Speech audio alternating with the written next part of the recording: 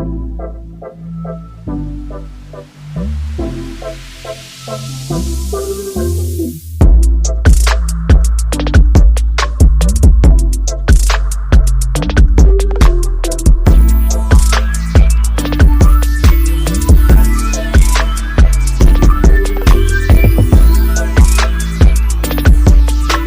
Guys, welcome back to my new vlog.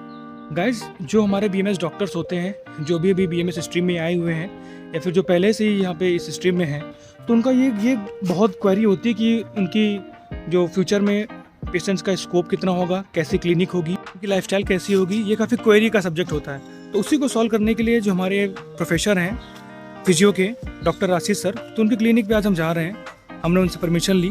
तो आपको इस व्लॉग में मैं वही दिखाना चाहता हूँ कि मतलब कैसे लाइफस्टाइल होती है बीएमएस डॉक्टर की, कैसी पेशेंट की फ्लो होता है वहाँ उनके क्लिनिक पे। तो चलिए शुरू करते हैं इस व्लॉग को, दिखाते हैं आपको। गाइस, निकलते हैं अब हॉस्टल से और पहुँचते हैं सर की क्लिनिक पे, दिखाते हैं आपको फिर आगे।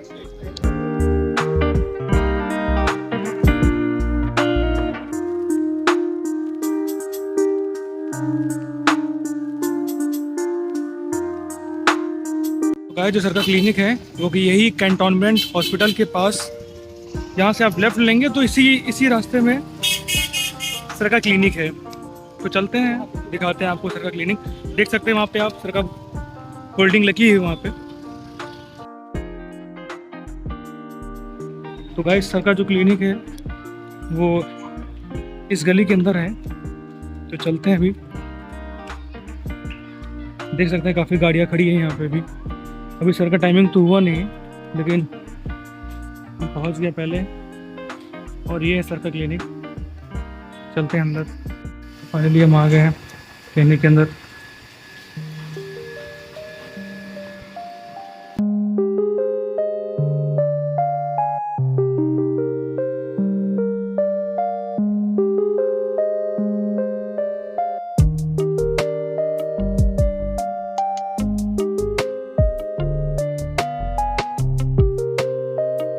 गाइस, फाइनली सर आते हैं और हमें देख के थोड़ा मुस्कुराते हैं।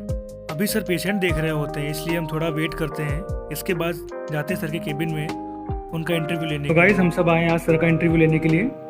सर हमारे फिजियो के प्रोफेसर हैं हमारे कॉलेज में, और सर यहाँ पे प्रैक्टिस भी करते हैं। तो सर, हमारा क्वेश्चन है आपसे।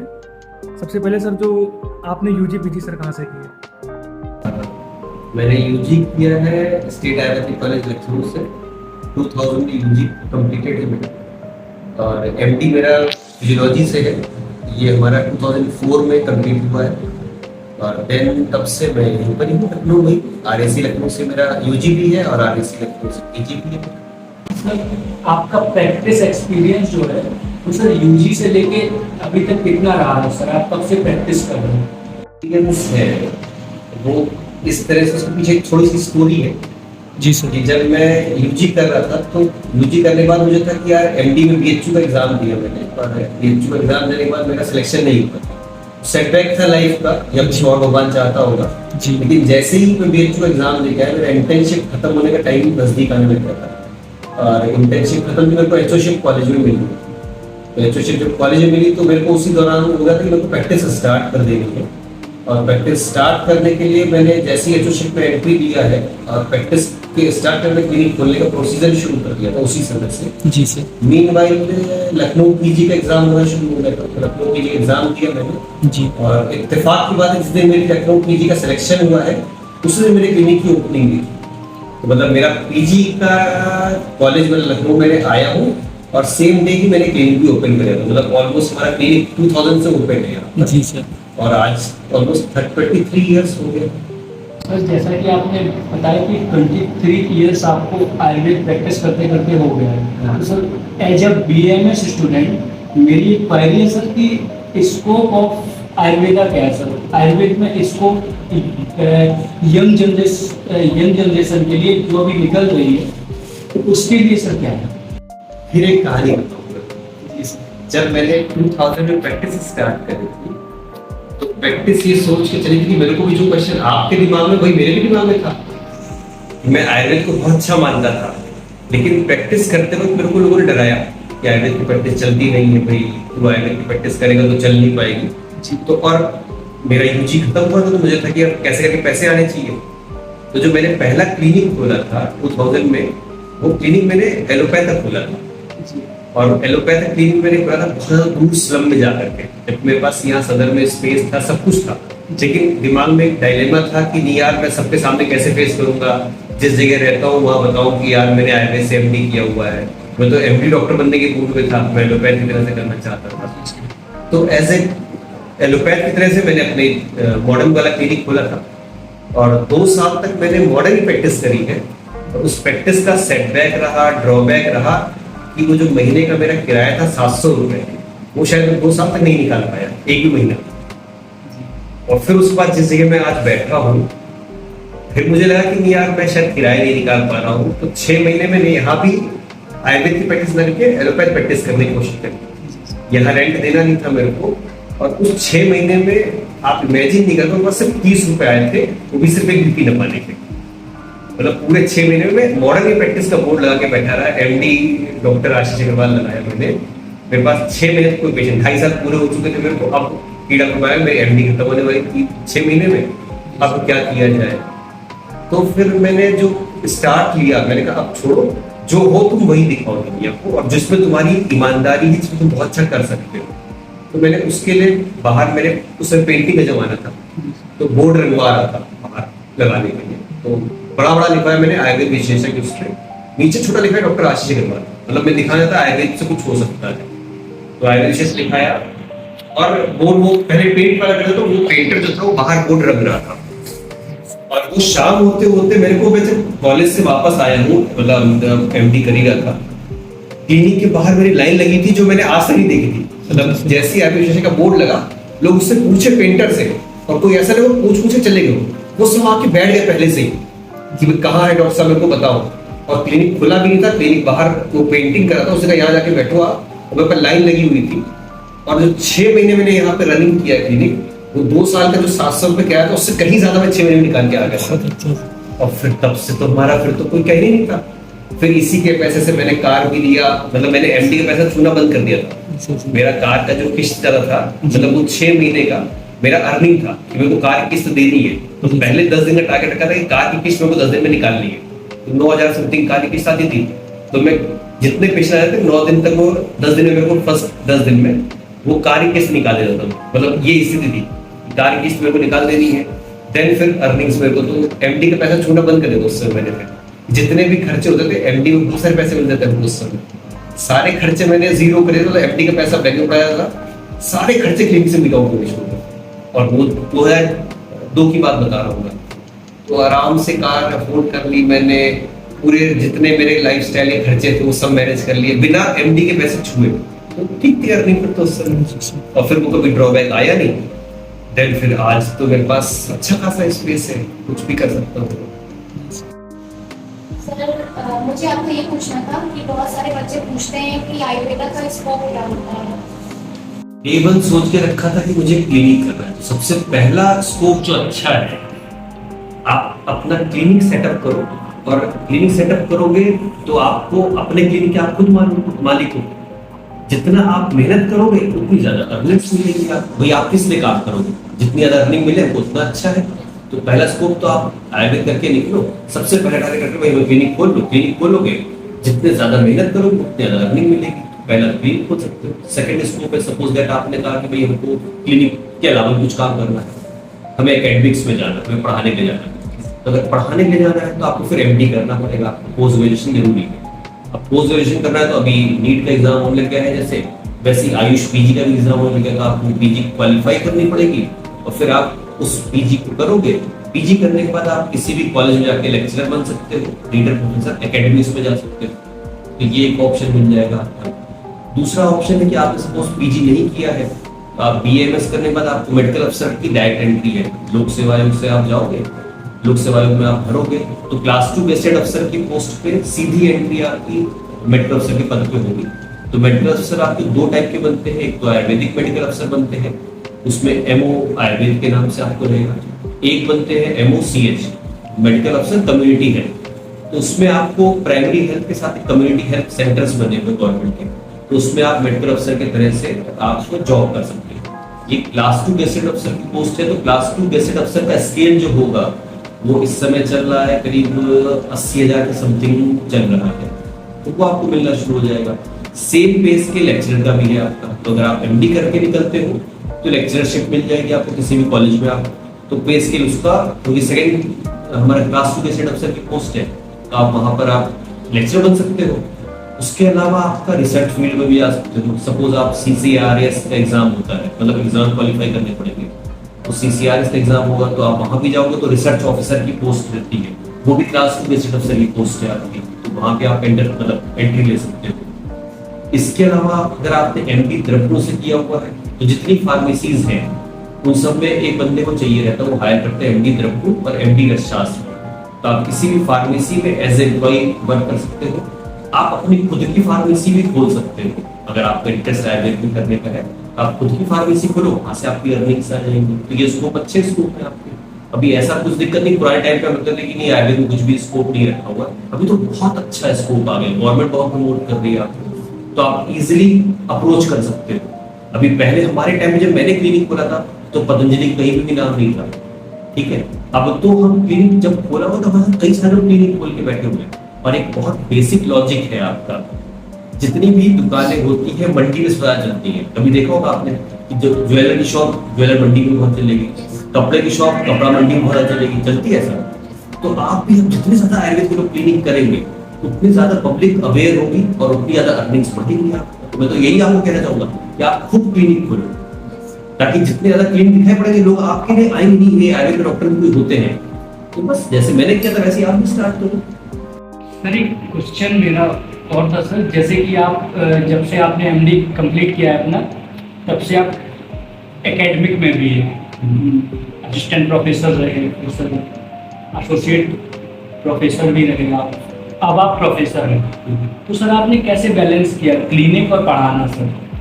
में आया था, दो शौक थे, एक पेशेंट देखना और पढ़ाना। मैंने अपना UG में जब मैं आया था तो मैं UG में जो पढ़ता था मैं जाके अपने UG के साथ वालों पढ़ाता था, तो मेरी शुरू से थी क्या नहीं वो पढ़ाना है, और पढ़ाना मुझे अच्छा लगता था, तो पढ़ाना मेरा फर्स्ट लव था, तो वो मैं छोड़ नहीं सकता था। फिर जब आयुर्वेद में धीमे धीमे हम रमना शुरू, तो हम लोग क्लिनिक देखने, आयुर्वेद में मेडिसिन देखते थे, मेडिसिन बनती देखते थे हम। एक छोटा सा बीच में हम बताएंगे अपना इंसिडेंस, कि जब हम लोग UG में थे, UG में हमारे यहाँ एक त्रिदोष कार्यशाला हुई, एक सेमिनार हुआ था। उस सेमिनार में हम लोग पहले से ही कुछ एक REB के अध्यक्ष थे और गुरु भी थे REB के, वैद्य दयाराम अवस्थी, उनको आना था के लिए, और लोगों के बारे में बताते हैं कि वो आयुर्वेदिक क्लिनिक करते हैं, बहुत अच्छा क्लिनिक रन करते हैं चौक पे मानवली गली में। तो हम लोग को मालूम चला कि यार वो क्लिनिक करते हैं, तो ऐसी त्रिदोष कार्यशाला फर्स्ट ईयर में था उसमें, तो उनसे हमने भेंट करी, और भेंट करने के बाद उनसे हमने पैर बैठ छुए, और हमने कहा गुरु जी हमारे को आपसे बस ऐसी आयुर्वेद के बारे में कुछ जानकारी चाहिए। ऐसी मिलते मिलते बात करी, उन्होंने कहा ठीक है भाई क्लिनिक पे आना, तो भगवान चौक में क्लिनिक है। तो ये करते करते हम लोग को लगा कि यार फर्स्ट ईयर है, फर्स्ट ईयर करेंगे, ये कुछ मैनेज करेंगे फर्स्ट ईयर। तो हम लोग को सेकेंड ईयर तक हम लोग का दिमाग रहा कि चलो गुरु जी के पास फर्स्ट ईयर खत्म हो गया है, अब क्लिनिकल क्लास हमारा शुरू हो गया है। फर्स्ट ईयर में तो टाइम था नहीं, क्लिनिकल क्लास जब शुरू हुआ तो मैं और मेरा एक फ्रेंड था, तो हमने कहा क्लिनिकल कहाँ, हमारे कॉलेज में कुछ ऐसा सिखाने का था नहीं, क्योंकि पेशेंट बहुत कम थे। और फिर हम लोग सोचा कि क्या किया जाए, किसके पास जाए जिससे हम आयुर्वेद का कुछ ज्ञान ले पाएंगे।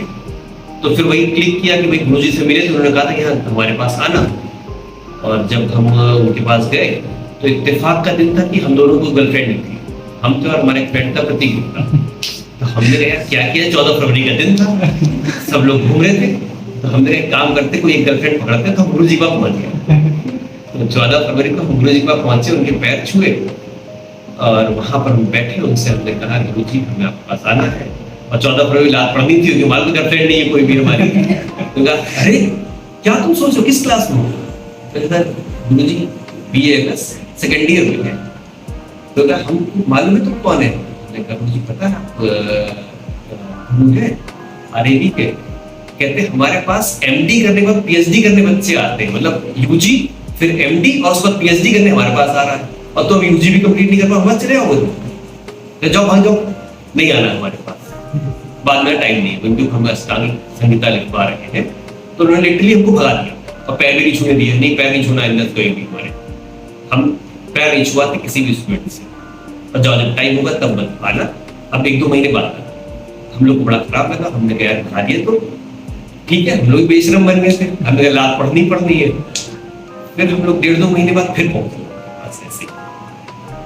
फिर डाटा तुम फिर चले आए, तुमसे मना किया था नहीं हमारा टाइम नहीं है, आप ही ने कहा था मुझे 1-2 महीने बाद देखना, हम 1.5 महीने बाद आ गए, इसको छोड़ोगे नहीं।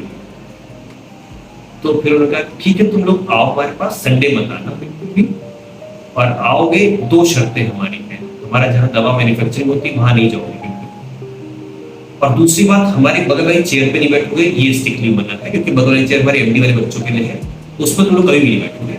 कहाँ बैठोगे? कम से कम 10 फुट दूर 2 कोने हमको खड़ा दिए, वहां बैठे रहोगे और बोलोगे नहीं, एक शर्त हमारी, तभी यहाँ बैठोगे, अदरवाइज बोलोगे तो यहाँ भाग और हाँ पैर मत छूना। तो हमने कहा ठीक है, मैं जाना शुरू करना था, तो हम लोग फिर नेक्स्ट डे से उनके पास जाना शुरू किया। फिर जाना शुरू करते रहे हम लोग बिना चुपचाप, आप सोचो 6 महीने हम वहां बैठे रहे बिना कुछ बोले, 6 महीने बैठे रहे बाद एक दिन बुलाया हम लोग अपनी अपनी चेयर पे बिठाया, बिठाने के बाद हमसे कहते हैं अब तुम यहाँ बैठो, और एक पेशेंट देख लेते हो, और हम दोनों लोग से पेशेंट देखा, पेशेंट देखते हुए पूरा पर्चा छुपा लिया, और हमसे कहा उन्होंने कुछ नहीं बताया था हमें आज तक, ठीक, वरना हमने पर्चा देखा था, ठीक। उन्होंने कहा भाई यहाँ अब तुम बताओ कि इसको हम क्या दवा दे सकते हो, क्या बीमारी। तो हमने उनका पर्चा ऐसे उतार दिया था जो वो लिखते कि बीमारी सो क्या थी, और वो पर्चा हमने आज से फिर पर्चा लिख दिया, कहते देखो हमने यही लिखा है जो तुम सोच रहे हो, सिर्फ तुम्हें इसलिए बैठा तुम सुनने की आदत डालो, तो अच्छा डॉक्टर अगर बनना है तो सुनने की आदत डालो, और पेशेंट तो सुनोगे नहीं तब तक अच्छा डॉक्टर बनोगे नहीं। तो पहला गुरु मंत्र यही था, कहते अब तुमको बैठाया क्यों वहां कोने में, ताकि मैं तुम्हारी सहनशीलता चेक करूं कि तुम हमारे पास इसलिए आए हो, सहनशील हो या नहीं हो, या यहाँ से भाग जाओगे। और पैर क्यों नहीं छुपाया कि मैं तुम्हें आशीर्वाद तब तक नहीं दूंगा जब तक तुम इस बात के एलिजिबल नहीं हो, बात हो तुम आशीर्वाद देने के लिए, तो हमारे पैर उसके बाद छोड़ने चाहिए 6 महीने बाद। तो ये इंसिडेंट, तो फिर आयुर्वेद की लगी चुकी थी वहां पर, तो पढ़ाई का लगा था फर्स्ट ईयर से ही पढ़ाना शुरू कर दिया था। और जब उनके पास गए आयुर्वेद, तो उन्होंने गुरुमंत्र एक और दिया, उन्होंने कहा कि जो तुम करना क्लिनिक पे वो ईमानदारी से करो, तुम्हें मॉडर्न अभी आता है और आयुर्वेद भी आता है, लेकिन ईमानदारी जिसमें तुमको लेकर पेशेंट को ठीक कर लेंगे, ट्रेन वो करना। तब से फिर उसको आपको समझना है कि हम जो करेंगे पढ़ के करेंगे, हमें मालूम हुआ कि हम साइड इफेक्ट नहीं ले पढ़ाने का भी शुरू हुआ, क्लिनिक का भी शुरू हुआ। क्लिनिक हम पहले खोल चुके थे, इसलिए क्लिनिक छूटना नहीं था, फिर पढ़ते रहे। फिर बीच में एक इंसिडेंस खराब आया था हमारे साथ लाइफ में, कि मैं 2 साल के लिए मैंने जॉब क्विट करके फर्रुखाबाद शिफ्ट कर दिया, तो मेजर रेजिडेंसी में 2 साल में लेक्चरर रहा हूँ। उस कंडीशन में कुछ ऐसा हुआ मेरे साथ कि मैं जॉब भी करता था और मैं संडे की नाइट में यहाँ आता था, और संडे होल डे क्लिनिक करता था मैं, रात में 2 बजे फिर फर्रुखाबाद आता था। वो 2 साल 2.5 साल रहा है हमारी लाइफ का खराब, लेकिन संडे प्रैक्टिस नहीं छूटा, क्योंकि वो हमारा एक पढ़ाने का भी था पार्ट और एक मैनेज भी करना। फिर उसके बाद चीजें ऐसी बनती गई कि हम क्लिनिक और पढ़ाई दोनों मैनेज करते रहे इजीली, फिर हो जाता है।